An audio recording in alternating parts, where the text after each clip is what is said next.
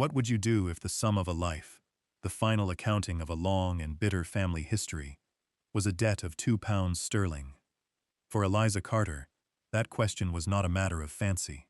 Upon the death of her estranged uncle, a man she hadn't seen since she was a girl of 5, the solicitor's letter was cruelly brief.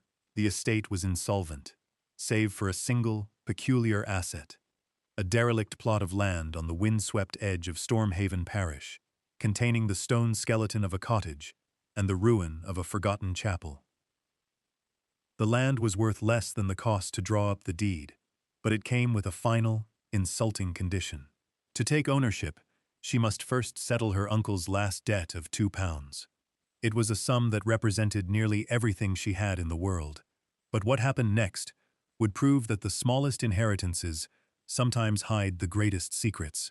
Settle in, and let us travel back to a place where reputation was currency, and one young woman's quiet resolve was about to be tested against the scorn of an entire village. Eliza Carter arrived in Stormhaven on the afternoon coach, a single carpetbag at her feet, and a silence about her that was heavier than any luggage. She was 21, but the hard lines around her pale mouth and the weariness in her gray eyes belonged to someone much older. Her dress was a mended brown wool, her boots scuffed but sound, her hands reddened from work they had not seen in weeks. Grief was a poor traveling companion, and it had followed her from the cramped London room where her father, a stonemason of quiet dignity, had drawn his last breath. He had left her with his tools, his trade, and a profound understanding of stone, but no coin to speak of. Then came the letter about her uncle, a man her father had called a ship run aground on bitterness. The coachman set her down in the cobbled market square, the air thick with the smell of damp earth and coal smoke. The sky was a low, bruised ceiling of cloud. Villagers paused their errands to stare, their gazes lingering on her worn clothes and solitary state. Whispers followed her, like stray dogs, as she made her way to the solicitor's office. Mr. Finch was a small, dry man who peered at her over his spectacles, as if she were a column of figures that refused to add up. £2, Miss Carter, he said, his voice rustling like dry paper. Payable to the estate's chief creditor, Squire Hemlock. It settles the account. Then the deed to St. Jude's plot is yours. She untied the corner of a linen handkerchief and placed the coins on his desk. £2. The sound they made was both solid and terribly final. It was the last of her father's burial money. A foolish transaction, Mr. Finch muttered, not unkindly. The land is useless. The chapel, they call St. Jude's Folly, is a ruin. You'd have been wiser to let it all go. It was my family's, Eliza said, her voice quiet but clear. It was the only thing left. Squire Hemlock himself was there to receive the payment, a large, florid man whose waistcoat strained at the buttons. He laughed when Mr. Finch explained the transaction, a booming, dismissive sound that filled the small office. £2 for the Folly? He roared, pocketing the coins. Girl, you've bought yourself a pile of rocks and a lifetime of damp. I'd have let the debt lie, but if you're determined to play the landowner, so be it. His eyes, small and shrewd, swept over her. You'll be begging for a position in my kitchens within a month. Eliza said nothing. She simply took the deed Mr. Finch pushed across the desk, folded it carefully, and placed it in her bag. The squire's laughter followed her out into the gray street, a sound that promised a long and difficult season ahead. She had traded the last of her security for a place she had never seen, a place everyone assured her was worthless, but a home, however ruined, was better than no home at all. Her first task was simply to see it, this folly she had bought with the ghost of her father's savings. The path out of the village was a muddy track, and with each step, the whispers and the laughter seemed to fade, replaced by the sighing of the wind in the hedgerows. The property, when she finally reached it, was even more desolate than the squire's laughter had suggested. St. Jude's Folly sat on a low rise, exposed to the winds that swept in from the unseen coast. The cottage was a hunched, miserable thing of crumbling cob and a sagging thatch roof that looked more like a bird's nest than a shelter. Its windows were dark, vacant eyes, staring out at a landscape of gorse and heather. Beside it stood the chapel. It was small, built of gray stone that had gone dark with centuries of rain. The roof was mostly gone, leaving jagged timbers stark against the sky, like the ribs of a great beast. Ivy clawed at the walls, its thick fingers prying stones apart. A single bell-less turret, leaning at a precarious angle, gave the entire structure an air of profound dejection. It was, by any sensible measure, a complete and utter ruin, a testament to failure. Her inheritance. With her was a small, scruffy terrier with one bent ear, a creature as lost as she was. He had belonged to her father's landlord, left behind when the man moved on. She had called him Moss, for his coat was the color of damp stone. He trotted at her heels, sniffing the strange air, his tail tucked low. He was her only companion now, the sole witness to this bleak new beginning. Eliza walked the perimeter of the half-acre plot. The ground was sour and boggy, choked with nettles and brambles. The stone wall that marked its boundary had collapsed in a dozen places. She could see the squire's vast, orderly fields stretching away on all sides, their neat furrows a silent rebuke to this patch of wilderness. Anyone could see it was worthless, a place to be forgotten. She pushed open the heavy oak door of the cottage. It groaned on rusted hinges. Inside, the air was cold and musty, thick with the smell of rot and mouse droppings. Rain had seeped through the roof, leaving dark stains on the plaster walls. A broken chair and a crude table were the only furnishings. It was a place of profound emptiness. Yet, as she stood there, with Moss shivering beside her, a strange feeling settled in her heart. It was not hope, not yet. It was something quieter, more stubborn. It was the feeling of a foundation. This place, this ruin, was hers. No one could take it from her. She had paid the price. What does a person do when the world tells them they have chosen ruin? Do they listen to the laughter and turn back? Or do they stay and listen to the stones instead? What secrets can a place hold when everyone has agreed it is empty? Let us know in the comments what you would have done, and be sure to subscribe for more stories of forgotten history and quiet triumphs. For Eliza Carter, the voices of the village were about to grow louder, but the whisper of the chapel was just beginning to make itself heard.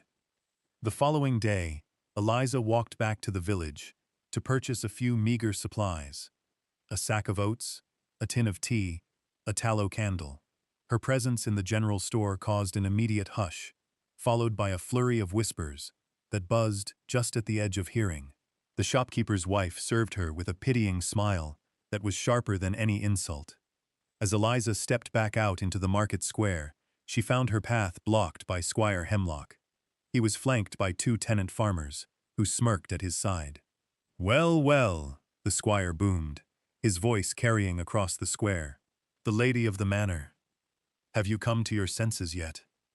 I'll give you 10 shillings for the deed. A generous offer, for it will cost me more than that to tear the hovel down." Eliza met his gaze, her own expression unreadable. "It is not for sale, sir," she said. His face purpled. "Not for sale? You have more pride than sense, girl. What will you do with it? Pray in a roofless church? Farm rocks and thistles?" He gestured to the villagers who had stopped to watch. "See? The whole parish knows a bad bargain when it sees one. You've been cheated by a dead man's foolishness." The crowd murmured in agreement. A few of the bolder children snickered. Eliza felt the heat of their collective judgment, a heavy cloak of shame and isolation. She clutched her small bag of supplies, and without another word, walked around the squire and his men, her back straight, her head held high. His mocking laughter followed her once more. But this time, it felt less like a storm, and more like the idle barking of a dog she was leaving far behind. As she neared the edge of the village, a stooped figure emerged from a lane overgrown with cow parsley. It was a woman, ancient and frail, her face a roadmap of wrinkles. She was known only as Old Elspeth, and she lived alone in a cottage by the marsh, collecting herbs and keeping to herself. The villagers treated her with a mixture of fear and respect. She leaned on a hazel stick, and fixed Eliza with eyes as dark and deep as well water. "You are the Carter girl," she said. It was not a question. Her voice was like the rustle of dry leaves. "I am Eliza Carter. Yes." Old Elspeth nodded slowly, her gaze drifting past Eliza, toward the low hill where the folly stood. "They see only the ruin," she rasped, her eyes returning to Eliza's face with a sudden, sharp intensity. "They forget what chapels are for. Some floors are meant to hold more than feet." Before Eliza could ask what she meant, the old woman turned and shuffled back into the lane, disappearing as quietly as she had appeared. The words hung in the air, strange and heavy with an unknown meaning. Some floors are meant to hold more than feet. It sounded like a riddle, or a warning. Eliza stood for a long moment, the squire's loud mockery fading from her mind, replaced by the old woman's cryptic whisper. Her one true ally appeared as she was halfway back to the cottage. A cart rattled up the track behind her, driven by a young man with kind eyes and work-roughened hands. It was Thomas, the carter's son. He had known her father, years ago, when he'd come to the parish for a job, rebuilding a church wall. "Miss Carter," he said, pulling the horse to a halt. "I heard you'd come back." He ignored the gossip, the story of the foolish inheritance. "My father always said yours was the best mason he ever knew. Said he could read a stone like a book." He gestured to the back of the cart. "It's not much. A few blankets my mother sent. And your father's tool chest. It was left at our place after his last job here. We kept it safe for him." Eliza's throat tightened. The heavy wooden chest was a solid, tangible piece of her father. "I have no way to pay you, Thomas." "There's no payment needed," he said simply. "A kindness is not a debt." He helped her load the chest and her supplies, and the cart rumbled the rest of the way to the folly, the silence between them comfortable and deep. The weight of the community's scorn felt a little lighter, offset by one small, decent act. Thomas unloaded the chest, his face grim as he took in the state of the cottage. "This is a hard place, Eliza." "It is mine," she replied, and in her own ears, the words sounded less like a claim of ownership and more like a vow. As he departed, leaving her with the blankets, the tools, and old Elspeth's strange words echoing in her mind, the challenge ahead felt both impossibly large and strangely clear. She had the tools of her father's trade. She had a roof, however broken, and she had a floor that was meant to hold more than feet. The first days at St. Jude's Folly were a battle against damp and decay. Thomas's gift of the blankets was a mercy. The nights were cold, and the wind found its way through 100 chinks in the cottage walls. Eliza spent her daylight hours in a fury of labor. She used her father's trowel to patch the worst of the holes in the cob walls with a mixture of mud and straw. She swept years of accumulated debris from the stone floor and scrubbed it with water hauled from a sluggish stream at the bottom of the hill. She found a small, rusted iron stove in a corner, and after clearing the flue of a bird's nest, she managed to coax a smoky fire to life, using scavenged wood. It was a small, flickering heart in the cold body of the house.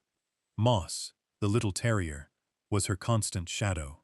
He watched her work, his head cocked, and at night he curled into a tight ball on the hearth, his slow, rhythmic breathing a comfort in the oppressive silence. The cottage began to feel less like a tomb and more like a shelter. It was meager, it was cold, but it was a home she was building with her own hands. Once the cottage was minimally habitable, her attention turned to the chapel. She had no illusions of restoring it, but her father had taught her that a ruin must be made safe, its decline managed, or it would pull everything around it down into the earth. She entered the chapel at dusk, the light failing. The air inside was still and cold, smelling of stone and rain-soaked earth. The sky was visible through the shattered skeleton of the roof.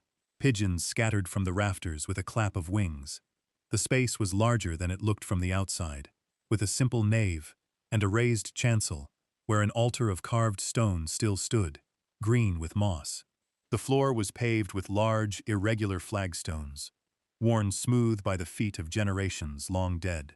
It was here, in the quiet of the dying day, that she felt the true weight of the place. It was a vessel of forgotten prayers, of lives lived and ended within these walls. She slept fitfully that night, the sound of the wind moving through the chapel's broken timbers, like a mournful song. The next morning, she returned with a broom and a crowbar, intending to clear the fallen slates and rotten wood that littered the floor. Moss followed her in, but he behaved strangely. He whined low in his throat, his nose to the ground, and refused to go further than the doorway. He would venture into the nave, but when she moved toward the chancel and the stone altar, he would retreat, a low growl rumbling in his chest. Eliza worked all day, piling debris against the far wall. Her muscles ached, her hands were raw, but there was a deep satisfaction in the simple, honest work. As the afternoon light slanted through the empty windows, casting long shadows across the floor, she swept the last of the dust and rubble from the flagstones of the chancel. And that is when she saw it. Old Elspeth's words returned to her, with a sudden, chilling clarity. Some floors are meant to hold more than feet. She knelt, her heart beginning to beat a little faster, and looked closer at the stones before the altar. The chapel was old, Norman perhaps, and its floor should have been a testament to centuries of use. But one stone was not like the others. The flagstones were a dark, slate-gray limestone, their surfaces uneven and hollowed by the passage of time. But a single, large rectangular stone, placed directly before the altar, was different. It was a lighter, sandier stone, its surface smoother, its edges more sharply defined. It showed none of the wear, none of the gentle dishing that marked its neighbors. It was an anomaly, a single, carefully chosen word that did not belong in the sentence of the floor. It was a silent, patient lie, waiting for someone who knew how to read stone. Her father had taught her. He had taught her everything. A deep, quiet excitement began to build within her, a feeling she had not known since before his illness. Something was here, something was wrong, and as the last light of day faded from the sky, she understood that her work had only just begun. The stone became an obsession. For days, Eliza did not touch it. She continued her work, patching the cottage roof with scavenged slates, clearing a small patch of ground for a garden. But her thoughts constantly returned to the floor of the chapel. She would go and stand over it at dawn, and again at dusk, studying it from every angle.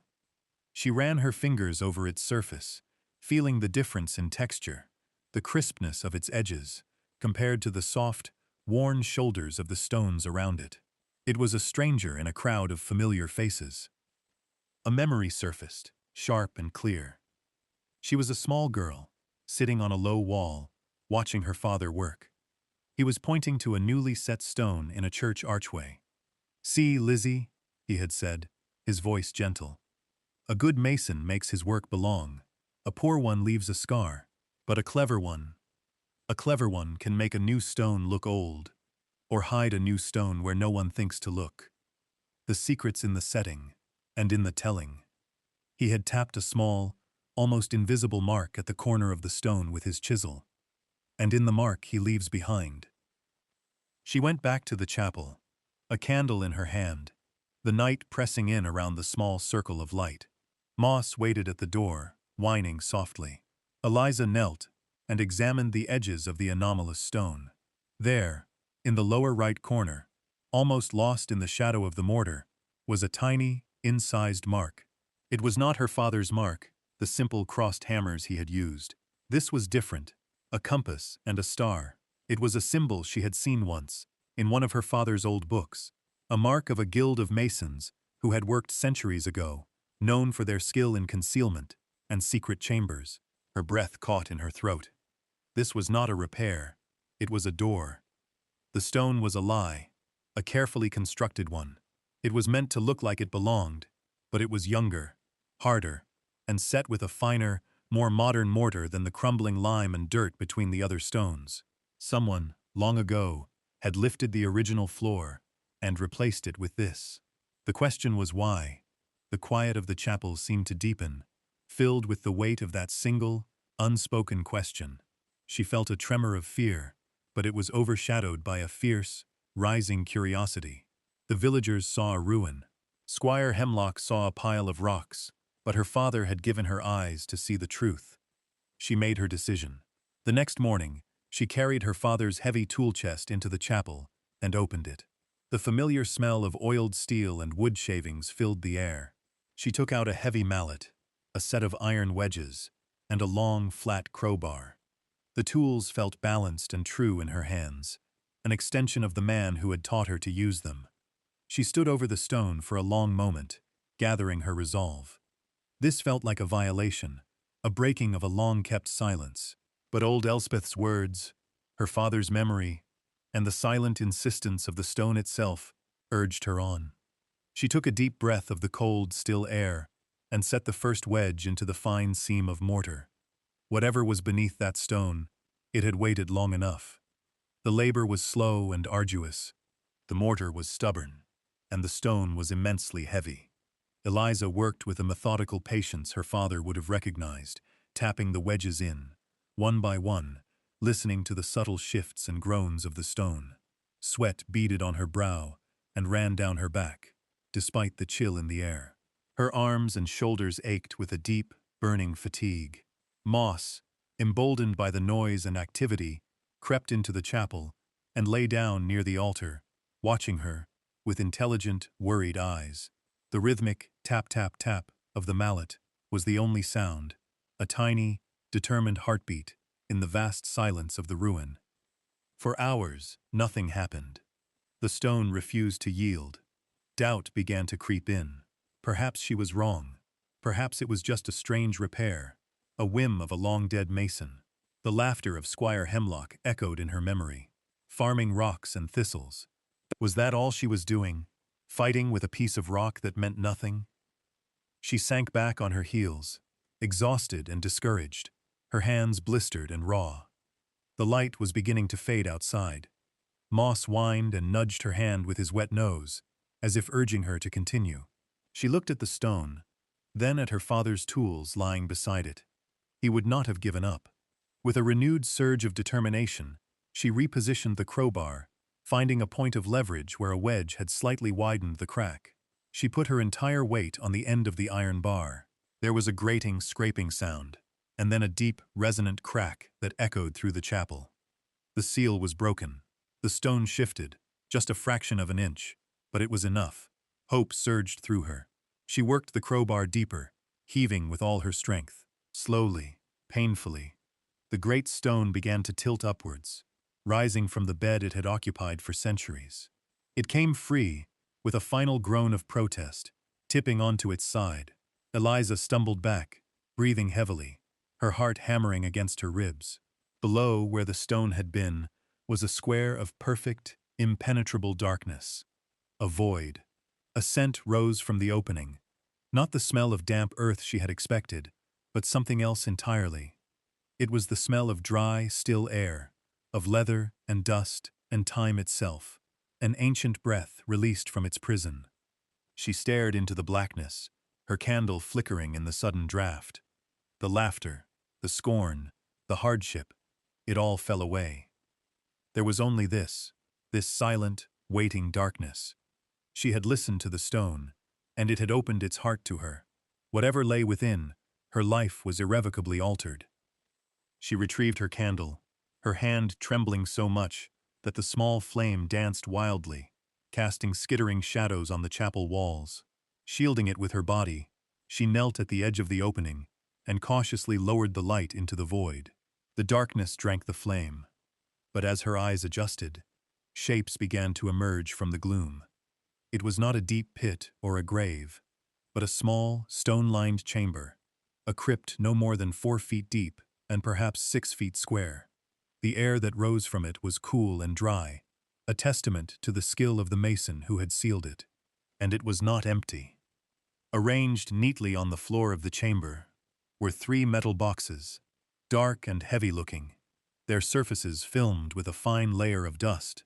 Beside them lay a large, leather-bound book, its cover dark with age. For a moment, Eliza could only stare, her mind struggling to comprehend what she was seeing. It was a scene from a storybook, a secret hoard hidden from the world. Moss crept forward, sniffing at the edge of the hole. a low growl of wonder or warning in his throat. Carefully, Eliza set the candle on the floor and, lying on her stomach, reached down into the chamber. Her fingers brushed against the cold metal of the nearest box. It was heavier than she expected. With a grunt of effort, she dragged it to the edge and lifted it out. She did the same with the other two, their weight a solid, unbelievable reality. Finally, she retrieved the book, handling it with a reverence she did not know she possessed. She set them all down on the dusty flagstones beside the gaping hole and simply looked at them, her breath coming in shallow bursts. She chose the smallest box first. The lid was not locked, but sealed with a thick band of waxed canvas that had grown brittle with age. Her fingers, clumsy with anticipation, struggled to break the seal. It finally gave way with a dry crackle. She lifted the lid. Inside, nestled in what looked like yellowed linen, lay rows of gold coins. They were sovereigns, thick and heavy, bearing the likeness of a king she did not recognize. The candlelight caught their surfaces, and a soft, buttery light filled the small chapel, a light that seemed warmer and more alive than the pale sun outside. It was a fortune, more money than she had ever imagined, more than the squire himself likely possessed. She felt a wave of dizziness. She closed the lid and pushed the box away, turning instead to the ledger. Its leather cover was stiff, the clasp a simple brass hook. She opened it. The pages were thick, creamy parchment, covered in an elegant, sloping script. It was a journal, a family record.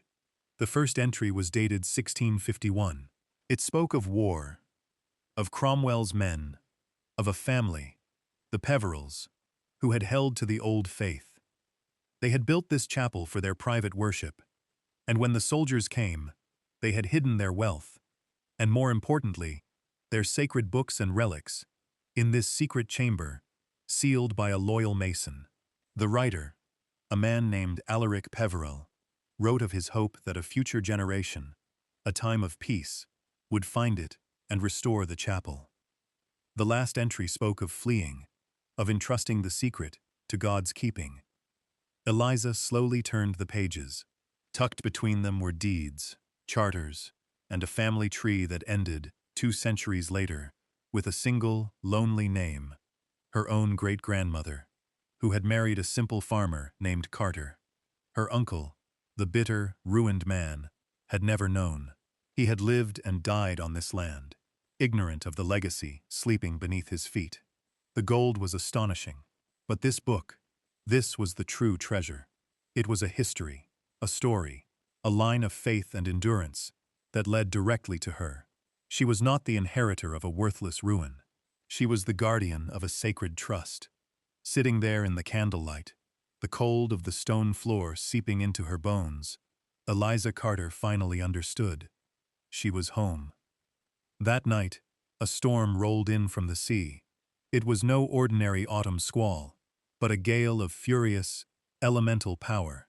The wind shrieked around the corners of the cottage and howled through the broken roof of the chapel, a sound like a great beast in agony. Rain came down in blinding sheets, drumming against the walls and turning the ground outside into a churning sea of mud. Eliza huddled by her small fire, the precious ledger wrapped in one of the dry blankets, the gold boxes stacked in the driest corner of the room. Moss lay pressed against her leg, trembling with every violent gust that threatened to tear their flimsy shelter apart. Her first thought was for the opening in the chapel floor. The discovery, the legacy, was exposed. If the remaining timbers of the roof gave way, they would crash down into the crypt, smashing the stone lining, burying the history forever under a weight of rubble. She could not let that happen. Pulling on her worn cloak, she grabbed a lantern and fought her way out into the teeth of the storm. The wind nearly tore the cottage door from her hands. Rain lashed her face, cold as ice. The chapel was a place of chaos. Wind and water swirled through the nave, and the remaining roof timbers groaned and shuddered with each gust. A section of the main beam over the chancel was visibly sagging, shedding splinters of rotten wood. Eliza knew she couldn't fix it, not in this tempest, but she could protect what lay beneath. She found a large, heavy piece of slate and dragged it over the opening. then piled other stones and broken timbers on top of it, creating a makeshift, solid covering. As she worked, a loud crack echoed above her. She looked up to see the main beam splintering, sagging lower. It was going to fall.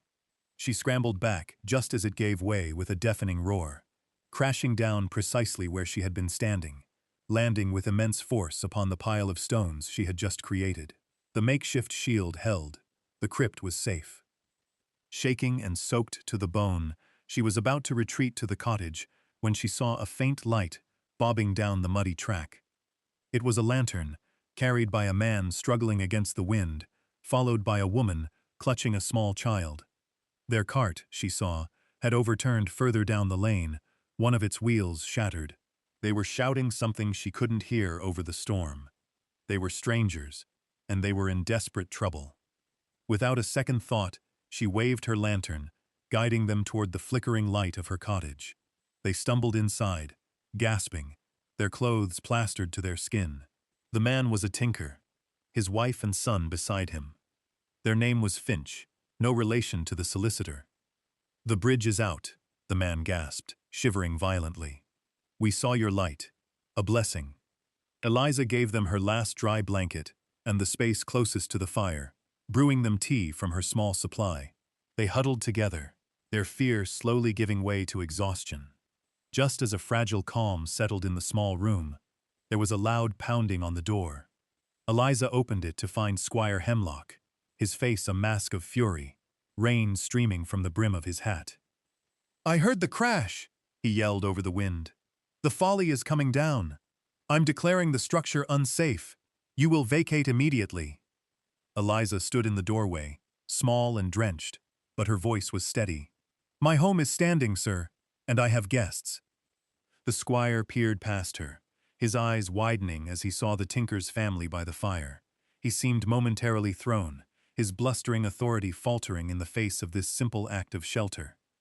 "This is my property," Eliza said, her voice quiet but unyielding, "and you are not welcome here tonight." For the first time, she did not feel like a girl being scolded. She felt like the guardian of her home. She closed the door on his sputtering protests, the storm outside no match for the fierce, protective peace that had settled within her. By morning, the storm had passed, leaving a world washed clean and shining under a pale, watery sun. The air was calm. The tinker, Mr. Finch, and his family were deeply grateful. After a breakfast of shared oats, he managed to repair his cartwheel enough to limp into the village. His tale of the overturned cart and the shelter he'd found at the Folly spread through Stormhaven with surprising speed. It was a simple story of kindness, and it ran counter to the narrative of the foolish, stubborn girl who had bought a ruin. People began to look at the Folly, not with scorn, but with a flicker of curiosity. Eliza knew she could not keep her discovery a secret forever. She needed guidance. She walked not to the village, but to the county town, a journey of several miles, and sought out a different solicitor, a man her father had once spoken of with respect. Mr. Abernathy was an elderly man, with a kind, scholarly face. She told him the whole story, from the £2 inheritance to the chapel floor, and laid the Peveril ledger on his desk. He listened without interruption, his expression growing more intent with every word. He spent over an hour examining the ledger, his fingers tracing the old script, his lips moving silently as he read. He looked at the few coins she had brought with her through a magnifying glass. Finally, he leaned back in his chair and looked at Eliza with an expression of profound awe. "Miss Carter," he said, his voice hushed, "do you have any idea what this is? The Peveril family was thought to have been wiped out, their wealth lost during the Protectorate. This ledger, this is a historical document of immense importance. The coins are museum quality. This is not just a fortune. It is a piece of English history." He arranged everything. A discreet visit was made to the Folly. Experts from a historical society in London came, their quiet, academic excitement a stark contrast to the village gossip. They confirmed everything. The gold was valued at an astonishing sum, but it was the ledger, the chapel, and the story they told that captured their imagination. The Peveril Trust was established, with Eliza as its sole trustee and guardian. Word of the confirmation filtered back to Stormhaven. The mockery died instantly, replaced by a stunned, reverent silence. Villagers who had once laughed now tipped their hats as she passed. They spoke of the folly in hushed tones, as if the name itself were sacred. Squire Hemlock was the most transformed of all. He encountered Eliza in the market square one afternoon. He removed his hat, a gesture she had never seen him make to anyone of her station. "Miss Carter," he said, his voice subdued. "I was mistaken. I misjudged you. And the property." He cleared his throat. "If there is anything I can do, any men you need to help with the stabilization of the chapel, they are at your disposal." It was an apology, as close as a man like him could come. "Thank you, Squire," Eliza replied, her voice even and without triumph. "I will remember the offer." The community, which had once cast her out, now began to draw her in. Thomas, the Carter's son, was her first hire, his quiet loyalty rewarded with steady work. The tinker's family, the Finches, became her tenants, living in a newly repaired cottage down the lane. The tide of opinion had not just turned. It had become a wave of support, lifting her up, finally seeing her not for the ruin she had inherited, but for the treasure she had steadfastly protected. A year passed, the seasons turned, and St. Jude's Folly was transformed. It was not a grand restoration. Eliza had refused to make it into a palace. Instead, with the guidance of the Historical Society and the labor of local craftsmen, the chapel was made sound. The roof was replaced with sturdy oak timbers and heavy gray slate. The walls were repointed, the ivy stripped away to reveal the honest, enduring stone beneath. The broken windows were filled with simple, clear glass that let the light pour in, illuminating the worn flagstones and the ancient stone altar. The cottage, too, was repaired, made warm and dry, a simple, comfortable home. A garden now bloomed where nettles had once grown, and a low stone wall, rebuilt with her own hands, enclosed the property. Eliza herself was changed. The weariness in her eyes had been replaced by a quiet, steady confidence. She did not wear silks or fine jewels. Her clothes were still practical, her hands still accustomed to work. The fortune had not made her idle. It had given her purpose. She was the steward of this place, the keeper of its story. One evening, in the soft golden light of late summer, Mr. Abernathy, the solicitor, came to visit. He brought papers to sign, matters related to the trust, but his real purpose was to see how she was faring. They stood together outside the chapel, looking at the setting sun. Moss, now a little gray around the muzzle, dozed at Eliza's feet. "You have done a remarkable thing here, Miss Carter," the old solicitor said, his voice filled with sincere admiration. "Most people, upon finding such a treasure, would have sold it all and left for London. They would have bought a grand house and forgotten this place entirely. Why did you stay?"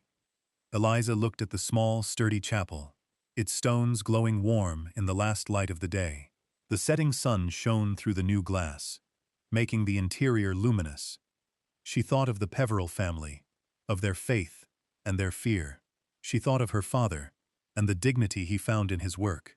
She thought of the scorn, the hardship, and the moment of discovery. "It was never about the gold," she said, her voice soft but clear. "It was about what the gold was meant to protect." The solicitor nodded, understanding completely. Here, on this small patch of once forgotten land, a young woman had inherited not a ruin, but a responsibility. And in fulfilling it, she had found not just a fortune, but herself. Thank you for joining us for this story of quiet strength and hidden value. The idea that what the world dismisses often holds the greatest worth is a powerful one. If you were moved by Eliza's journey, please consider liking this video and subscribing to our channel for more tales of history, hope, and unexpected discovery. We'd love to read your thoughts in the comments below. Until next time, may you find the treasure in the overlooked corners of your own world.